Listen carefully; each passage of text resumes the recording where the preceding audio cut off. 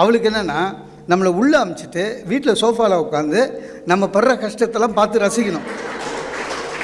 அதுக்கு சொல்லியிருக்கா போகலையா.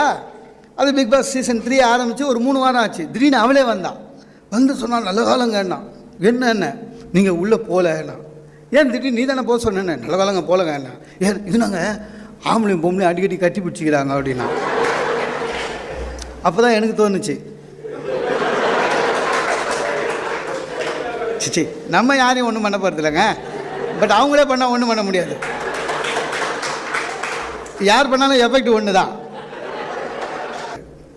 சார், சார்லி சாப்ளின் இந்த உலகத்துடைய உத்தமமான ஒரு பேச்சாளர், நகைச்சுவையாளர். இந்த மாதிரி ஒரு அரங்கம், சார்லி சாப்ளின் ஒரு ஜோக் சொன்னார்.